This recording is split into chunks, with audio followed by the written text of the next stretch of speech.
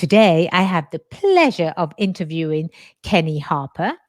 Kenny is the CEO of Growth Amplifiers, a magnificent marketing company. Welcome to the show, Kenny. Thank you for having me and getting the opportunity to share some awesomeness to your wonderful audience.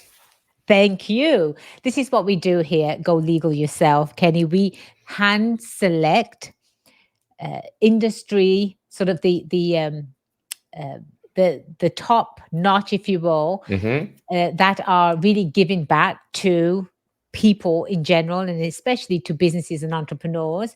And that's why we actually selected you. I love your energy. I love everything that you've done so far. And your business is based around helping people build their dream businesses. Fancy that, having a dream business, right? I, for one, Kenny, I am living my dream business. Absolutely love what I do. But before we get into what you do and how you can help others, do you have a funny lawyer joke and a quote to share with us? I do. I have both, actually. Excellent. So, funny lawyer joke. What's the difference between a good lawyer and a bad lawyer? What is the difference? A bad lawyer might let a case drag on for several years. A good lawyer knows how to make it last even longer. A lifetime. Yes, exactly. And the quote, actually an African proverb. If you want to go fast, go alone. But if you want to go far, go together. Interesting. Interesting. I like that. I like that. So share with us, Kenny.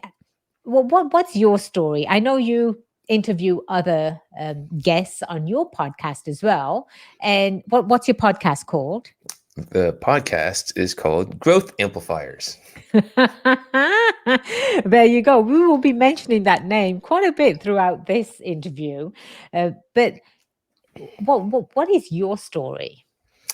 So, if the company that I own, the agency that I own, is actually called Rock My Image, and Growth Amplifiers is the podcast and the movement that we're moving forward. And you might see that a theme going on where amplifier business, rock my image, growth amplifiers, they're all kind of in tune with music. And don't forget to mention the book. Oh, Book, right. right?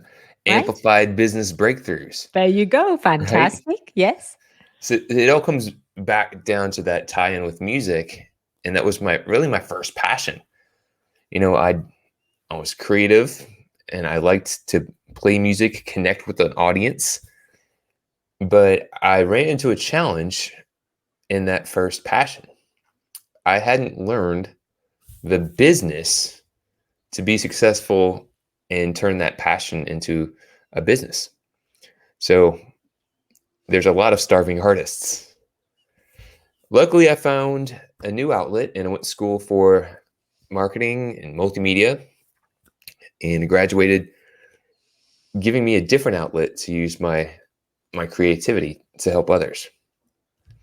And I was working for some different web design boutiques, some marketing companies, some advertising agencies, and kind of hit the ceiling at those places. And it was about 10 years ago. I jumped out. I was recently married, had a kid on the way, recently bought a home. And I jumped out because I said, I know how to do web design. I'm going to start my own web design business because I really like creating these web designs. But at that time, I still hadn't learned how to be successful in business. I just learned how to build websites. So I luckily found some help. I found a business coach, and they helped me to learn what I didn't know. Everyone has their own blind spots. Everyone has their own bottlenecks. And it took a little bit of swallowing some ego to say, you know what, I could actually use some help in this area and learn some things I didn't really have a grasp of. And I really kind of fell in love with that because I see all these rock star professionals. They have their great skills. They have awesome things that they bring to the table, but sometimes they haven't learned the business part. They're In they're missing fact, some key Kenny, you're ingredients. Yeah. absolutely right. In fact, Kenny, some of these actors and athletes, right? They've Hmm. actually, you think that they're making plus singers as well. You think that they're making millions and millions of dollars. They're actually broke. They're Bro- broke and they had to file for bankruptcy. You're right. But please continue. yeah. So they're and there's business owners on the outside. You could see, you might think, wow, this business is probably booming. But if you know the backstory, a lot of businesses are just just floating right above survival. And I kind of really fell in love with getting to know people that had the right attitude, the expertise, and drive. They wanted to serve a bigger mission. They had a bigger purpose, and I wanted to help them amplify their success, give them some tools and resources so that they could be more successful. And the focus that I have from marketing is one of the areas that I have a strong suit in. But the challenge that I have too is when people hear marketing, they think, oh, I've got an internal marketing team, or I've got a marketing agency.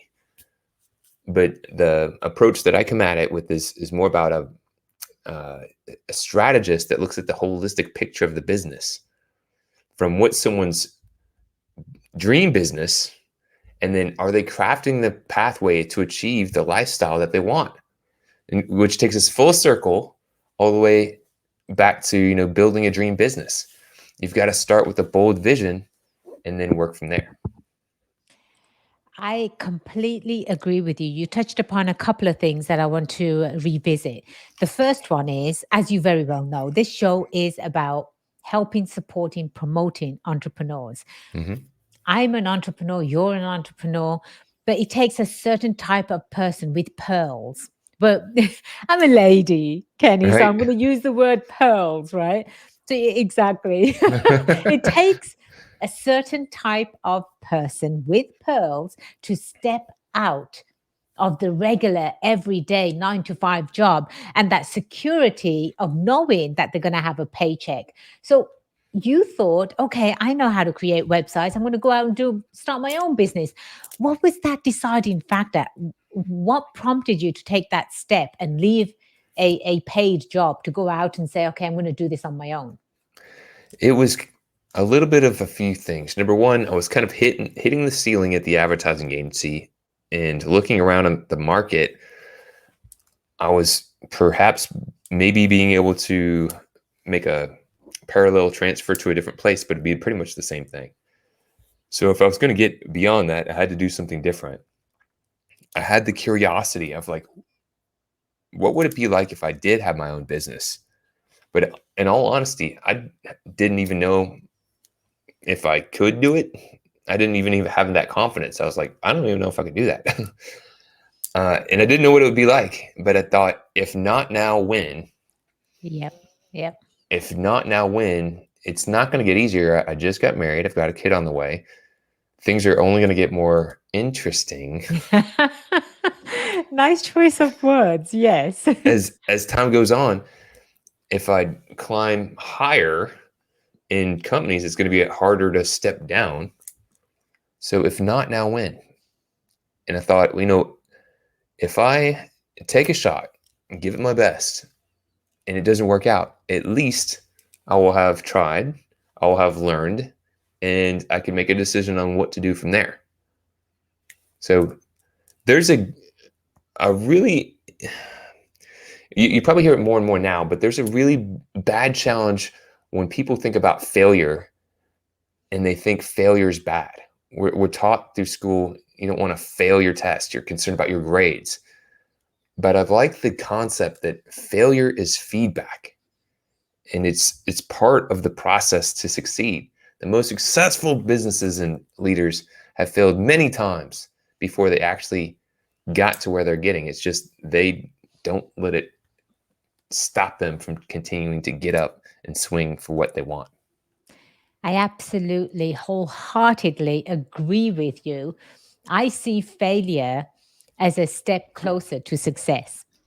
You have to go through the process. Each entrepreneur goes through their own process. And sometimes it can take 10,000 tries Right. before you create the light bulb, right? Mm-hmm. 10,000 times. How many times do you think people told Edison, what are you doing? You keep failing, you keep failing. If he had stopped at 9,999, we wouldn't have electricity, right? Right.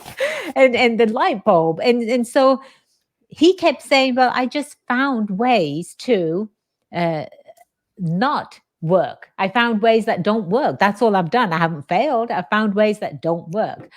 And what about, I know you know of Zig Ziglar.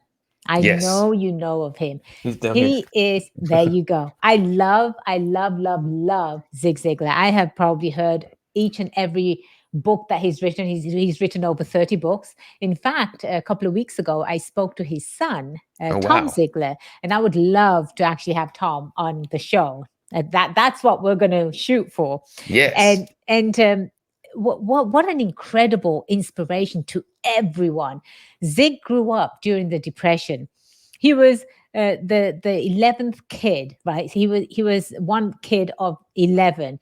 And one day he asked his mom, he goes, Mom, why'd you have so many kids? And she said, Son, where do you think I should have stopped? It's a fair question, right? Where do you think I should have Right. stopped? Because I think he was number 9. And he literally built his own life out of nothing because somebody believed in him, Kenny. Someone believed in him, meaning he turned around and he started believing in himself. And when it comes to failure, again, if you haven't failed, you haven't even taken your first step to really discovering who you are and what kind of life you want to live. You haven't taken that step. There's so much potential there, and it's about time people started failing, don't you think? That I do like the challenge.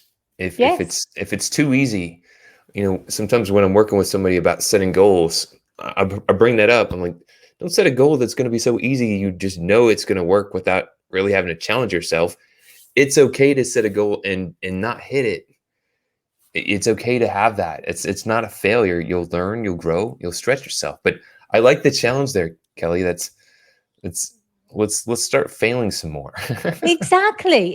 That means you've tried. If you don't try, you'll never ever know the greatness that you have. Everyone has some sort of greatness. Everyone is born with a purpose. That's what I believe. And I think you believe the same thing because you took that step. You Mhm. you left a cushy job and you said, I'm gonna do this. I don't know if it's gonna work, but I'm still gonna do it. If you had never done it, it would never have worked. Clearly. It would never have worked. And so you help build dream businesses, right? I'm going to title this our episode here, building your dream business, because that's what everybody wants. Everybody wants to work in a business that they have passion for, that they enjoy. And I'm one of those people, Kenny. I absolutely love what I do. And if you love what you do, you've never worked a day in your life, right? Right. So tell me, how do you help people build dream businesses? So the first question I like people to ponder is, what is your bold vision?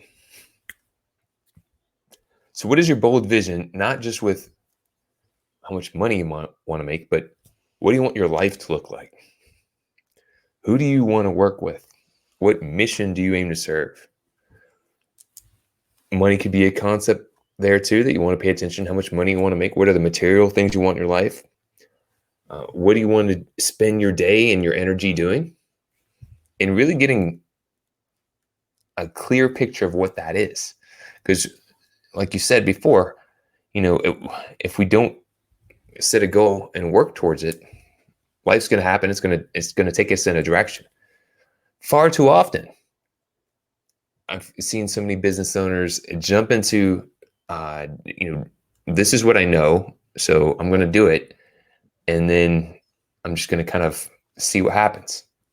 They don't have a bold vision defined, and then they look back, maybe 10 years in, 20 years in, and they're not enjoying their job. They didn't set it up to have their cake and eat it too. And you can.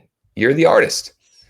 So it starts with that bold vision clearly defined, and then taking actions to consistently work towards moving towards that bold vision. So the background with when I'm working with someone from a marketing perspective, we're looking at ways to attract customers and seamlessly and subtly guide them to become customers that pay, stay, and refer. However, marketing is just one piece of the equation, right? Because you need to have the right culture within your business. You need to have operations that run smoothly. You need to make sure that everything's working holistically towards your bold vision. And that's a gap that I really aim to help fill, because just like an artist, they have the talent, they have the raw talent. I come in as a producer and try to make the tweaks and help see the blind spots, the bottlenecks, make some adjustments so that someone could really amplify their business and fulfill living the dream that they set out to achieve. But they've got to think big, they got to think bold, and they got to take new actions to achieve new results. So what holds somebody back from thinking big and creating a bold vision? I just got done listening to an audiobook, Positive Intelligence.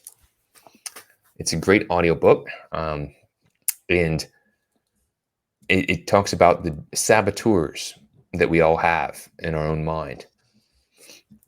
We all have different things that prevent us from achieving our full potential. We have self-sabotage, whether it's judging, whether it's fear, fear of failure, fear of rejection, or procrastination. We have different components, different things that will hold different people back. I think probably one of the biggest ones, that fear of failure. I know as a youth, when I was a kid, I kind of had that fear of failure leaning over me, where I didn't want to put myself out there and shoot for something high, because what if I give it my all and then I'm still not able to get it? So what if I just shoot lower and go for something that I really know I can do? It's not a challenge, just like we were talking about. But as you come to understand, like if you set your dream job and you continue to work on it with taking actions on a regular basis and work on self-development and working with people, coaches, advisors that can help you move towards to get what you want with consistent persistence, as Zig Ziglar would say, you'll be unstoppable. So you can have your cake and eat it too. I'm saying that, so you can quote me on that. You can have your cake and eat it too, but you've got to claim your stage, claim your dream, and go all in to make it happen. Share with us a success story where you were able to help someone navigate the fears, if you will, and show them that there is a light, and really shine that light on their big, bold dream. Okay. So I was working with a CPA, and he had bought his business, I guess, from someone else who owned the business. So he bought the business, and then he was starting to get overwhelmed because he didn't seem like he had enough time to get the things done that he was trying to get done.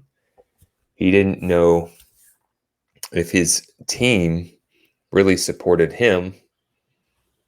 He also could offer his client base financial services, like financial advisory services, but he didn't want to ruffle the feathers from being the new guy on the scene and then potentially lose clients.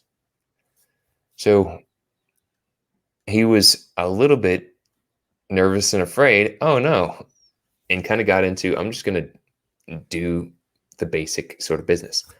I met him at an event. Did I say that right? I met him at an event. Yes.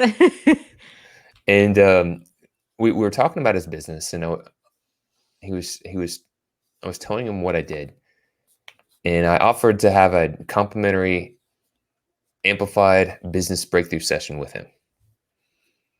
And during that session, we looked at his business, and we started to identify some of the blind spots that he had. He didn't realize there were some things that he could be doing that he wasn't doing. We identified some of the things that were bottlenecking his progress. And we also identified some untapped opportunities that he could start putting into action that would free up his time and generate more revenue and profitability. So we had all these ideas, and now it's like, okay, there's a bunch of different stuff I could do, but I don't know where to start. I said, well, let's prioritize them. Let's prioritize them and put them into a roadmap. We're going to prioritize them on what's going to have the biggest impact, what's going to take the least amount of time, and what's going to have the least cost. And then we're going to, if you'd like to, we could work together to take these ideas and put them into action. And he thought about it for a while, and he wasn't sure, it's like, I really haven't hired someone to do this before. I'm not sure if I would need to do this at this time. I said, well, if not now, when? Look, you kind of already know the things you need to do, right? Yeah.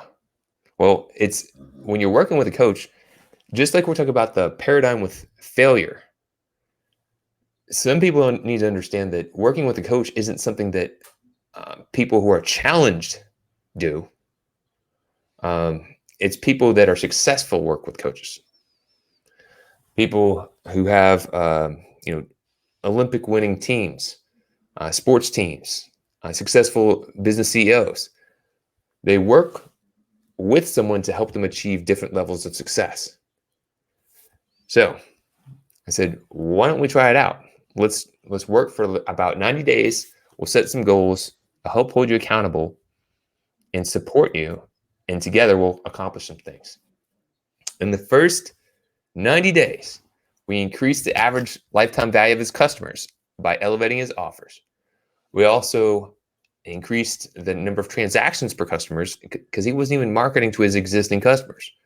We looked at how he was branding his message, how he was introducing his offers to his customers, and created some systems just to make sure that they were being nurtured and followed up with, turning ideas into action.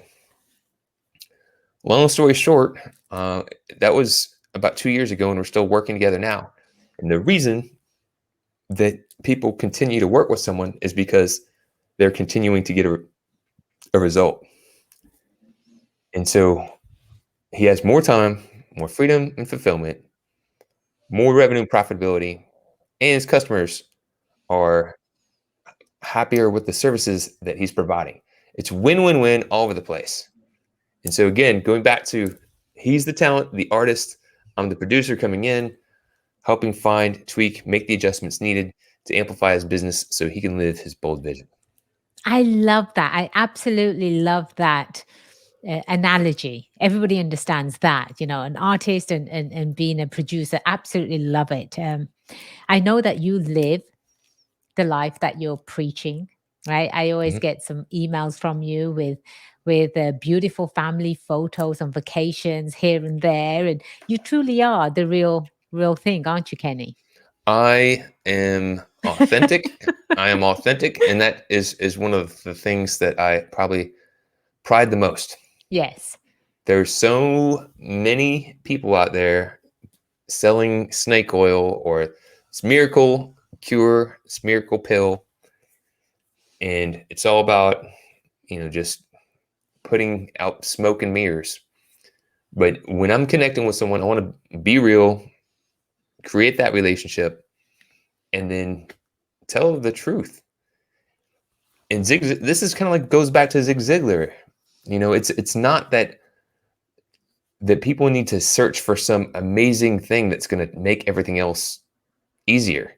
They simply need to develop the right mindset, disciplines, and habits. And when they do that, that's how you can achieve amazing results. That's absolutely correct. Every morning I wake up, just on top of the world, right? I'm Hmm. loving life. And what do you think that is? It's because of the way I think. Mm. It's because I choose to be successful. I choose to be happy. And the things that Zig preaches and the things that you're talking about and I'm talking about, Kenny, they're all free. They're all free, Right. right? The way you think about yourself, it's free. The way you can exercise, you need to exercise, you need to look after your body and whatever you put into it. Everything is free. And then the most precious one that's really dear to my heart is the connection that you have with God. Hmm. It's the you can call God whatever you want. You can, whatever faith you have, fantastic, right? But it's that connection that you have that keeps us going. It keeps us stronger every single day. So, for example, your parents, they want the best for you, absolute best for you. They will do anything for you. If they don't know what you're up to, how are they going to step in and say, "Oh, I've got you, Kenny. I'll help you with that, right? You need help with this. I've got you." Same relationship with God, same relationship. If He doesn't know that you need help and you're not asking for help, what's He supposed to do? This is, I heard this actually in a book written by Jack Canfield. Hmm. And it said there was a man, he went to church and he said, God, give me a break. Give me a break, God. I'm a good man. I want to win the state lottery. And so he goes away, doesn't win that week. The next week he comes back and he goes, God, give me a break. I'm a good man. I treat my wife wonderfully. I spend time with my kids. I really need to win the state lottery, God. Give me a break. Goes away, doesn't win the lottery. The third week he comes back and he goes, God, please give me a break. I'm on my knees. I want to win the state lottery. He hears a voice, Kenny, and the voice is God. And he goes, Son, give me a break. You need to buy a state lottery. It's really simple. The concept is so simple. You can't just ask for things, but you have to put things in motion. You have to take action. And that's exactly what you do for your clients. I absolutely love it. You look at the big picture and then you reverse engineer it. That's the only way to achieve that big, massive dream that one dreams of. Share with us a challenge that you personally had when you first started your business. I'll share with you a few. Yeah, perfect. So the first challenge I had, and I see people running into this, is how they're pricing themselves and the value that what they're selling. Service-based professionals, especially if you're selling a commodity product, you want to differentiate it so it's not as commoditized. But if you're selling a service and you're not pricing yourself effectively, you could run into challenges. You might not have the revenue or profitability to really take things to the next level. I ran into that because I was working at the advertising agency, and then when I started my own thing, I thought, oh, I don't have the overhead. I don't have all these other expenses. I could charge a lot less, and that would be a differentiator. Well, you could do that, but you'll soon find out there's other expenses that you do need to pay for that you hadn't considered. There's also most business owners and business service-based professionals aren't billing 40 hours a week. They're billing a portion of their time. So you've got to calculate, I call it calculating success, and looking at the numbers that people need to achieve in order to achieve the bottom line that's their goal. So that's one thing I see very commonly. People get in their own psyche. They're thinking, uh, I don't know if I could. Would people pay this much for my services? I don't know. There's people who pay thousands of dollars for a pair of jeans, right? Yeah. Yes, and phones. Don't forget the Yeah, phone. yeah. People will pay money for phones. They'll blow thousands of dollars on a trip. So people want transformation.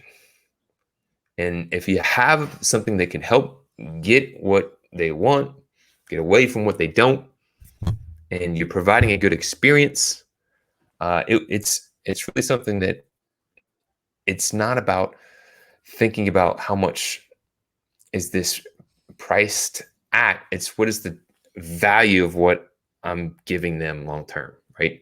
Absolutely, absolutely. The going back to pricing themselves. Earlier on, I was doing quite a bit of networking, and I would come across particularly women business owners.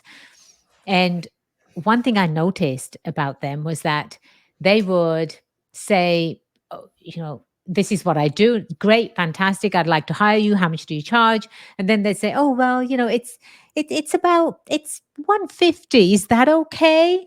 Hmm. You're going to say no, right? You're going to say no. So that's coming from someone that's not confident in their abilities. They could be the best at what they do, but it's that delivery, isn't it? You're deliberately jeopardizing yourself and you're cutting yourself, and asking someone if that price is okay for you. So I completely understand. Yes. So, for an example, I've been chatting with a lot of accountants and bookkeepers, and there's definitely a lot of male accountants and bookkeepers. I just happen to have been chatting with more female ones recently, um, and they're having that trouble getting past that in their mindset. They're like, I usually charge this amount for my service. How could I charge a lot more? I don't see it. It's like, well, it's you might need to add a few things to your offer, but you can amplify your offer and you could provide more value. It's okay to charge more if you're providing more value. It might need to be getting creative and thinking about could you provide some additional training or some additional resources or some additional tools, create an experience, and sometimes just a few little things can go a long way. You see in the background, I've got my box kit here, which I've used for either selling our program, so people can get a workbook and a book, a calendar that comes with it, and some guides that they could use. But I've also had similar boxes that I can mail out to prospects as like a shock and awe experience, where they get a mug, they get an introductory little something, a book, and it changes how you're showing up because no one else is doing those things. So People love. differentiating, Mhm. creating the experience. Yeah. Mhm, mhm. People love receiving free stuff. They love it, Kenny. But I think that what you're doing right there is definitely setting yourself apart from someone else, your direct competition. This shows that you actually care about someone. You're giving time. When you give your time to someone without charging them, they're just in awe of you and they want to work with you. And at that point, you can set whatever price you want to because they want to work with you. It's making that connection, right? Again, I keep going back to Zig as you do. It's Right. it's making that connection with someone. Be your authentic self. I think that's beautiful. Um, Second yes, mistake. please, All right. please. So I started building, not knowing what I was doing. Right. I didn't have a bold vision when I jumped in. That was a mistake that I made. I'm just like, if not now, when? Let me just try it. But you learn. So I got in and I learned, and I started building a business with a business partner, and we had probably close to 8 different employees at the time, and we were growing this local based agency. But we looked at each other one day. It's like, I don't know if we've built the business that we are really wanting to. We're working harder and longer, and we're not quite enjoying and living the lifestyle that we'd want to. Is it too late to change it? It's never too late. So we said, we're going to change how we're showing up. In the marketing space, marketing, it's come commoditized. When I was started off as a web designer, you needed to know how to program. It took special software to create graphics. You needed to know how to do a lot of different things that took probably at least a year or two to learn how to do it really well. Now you can just get up on and press a few buttons and you could create a lot of things for free, Mm-hmm. right? Mm-hmm. So Yes. the lesson is when I started to reinvent myself, I said, I'm gonna create things different. We wanted to stay small. We wanted to stay not tiny, but a smaller niched business and then scale in other means. So it's how we productized our, there it is, productized our trainings, our workshops, creating one-to-many services, and started looking at doing things differently. And we became a student of how you could be a small giant. So the mistake that I made is just kind of going with what I knew and not taking the time to get fresh perspective and see different ways I could approach things. So again, I went to different trainings, invested in personal development, invested in gaining ideas to grow, and that changed the trajectory that now I'm having my cake and eating it too. Excellent. And what kind of cake is it? That's a good. I'm gonna say carrot cake was the last cake that I had. My husband carrot cake too. Nice, Kenny. If you could leave our audience with some advice, what would that be?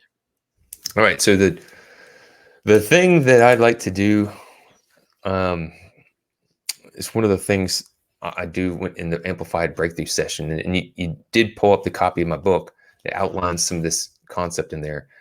But it's looking at the 5 profit drivers in your business. So if you're a business owner, pay attention to this: 5 profit drivers in a business, and if you pay attention to them and simply put some focus on them, dramatically increase your profitability. First one is leads. So lead generation, whether that's leads coming in from marketing or referrals, what have you. If you're looking to grow your business, you need to be paying attention to your leads and then the conversion rate, the percentage that those leads turn into customers is a conversion rate. So you're looking to grow your business. Those are the 2 metrics that you pay attention to. So if you're listening, write it down: leads, conversion rate. All right. Now, if you already have customers and you think, I don't need a bunch of new customers, I've got customers. Well, then you would want to focus on ascending the relationship with the customers that you do have. And the 2 metrics we pay attention to there are the average number of transactions per customer and the average price per transaction. So average number of transactions, average price. So customers times average number times average price is going to equal the revenue that you're generating, right? So then there's one more metric, because at the end of the day, it's not how much money you make, it's how much money you get to You keep, can keep. right? Exactly.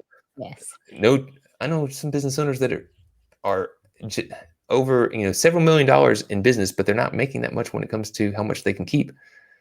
They need to make some adjustments. Definitely. They need to call you. So yes, so looking at the profit margin, they say, all right, that's the 5th metric. There are things you can put into play to increase your profit margin. Sometimes people think profit margin, and they think, oh, it's going to be cutting costs, but it could be actually providing better customer experience. It could be providing a better work culture. When you have a better work culture, the team's more engaged, the team's more aligned, you're going to get more profitability. So those 5 metrics, if you wrote them down, it's leads, your sales conversion rate, average number of transactions per customer, average price per transaction, and profit margin. Take a moment to look and track them right now for your business. The magic is, see, because a lot of people, while that's basically how business works, they're like, yeah, that's kind of how business works. A lot of people don't know their numbers. Right. As soon as you start focusing on them, as soon as you just start giving them attention, what you focus on grows. And so if you put a strategy or some goals in place to increase them, even by a small percentage. Small hinges swing big doors. My business, since we've made that pivot, we had close to 8 employees. Now we've got 2 partners and we contract out to assistants as needed. We're more profitable. We've got more revenue. We've got more time and more freedom. And I don't say that to brag, but it comes back down to having a clear, bold vision of what we wanted to achieve and looking at the 5 profit drivers. So if you're looking to amplify your business, that would be a great place to start. That's beautifully said. And I know, Kenny, that you provide this amplified business breakthroughs book. And if somebody wanted to get a copy of that, where would they go? Dude, I would go to findmyprofits.com.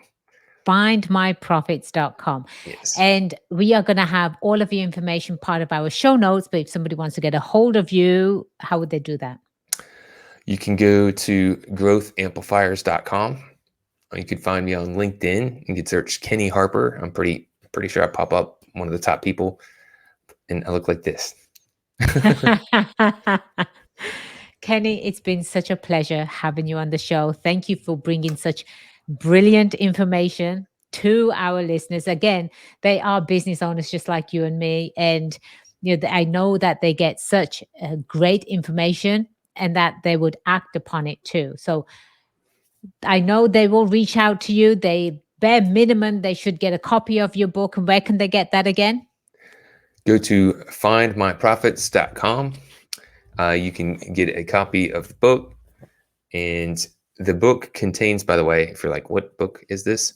This is Amplified Business Breakthroughs, which contains a lot of strategies that you can implement in your business for free that will increase revenue and profitability.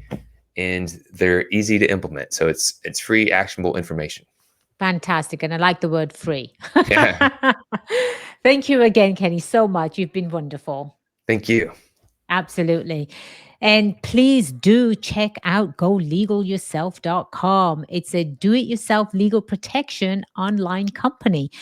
When you are starting a business, it's extremely important to make sure that your legal ducks are in a row and that you actually have the right legal documents to start your business and you have a solid legal foundation so you can grow as far as you would like.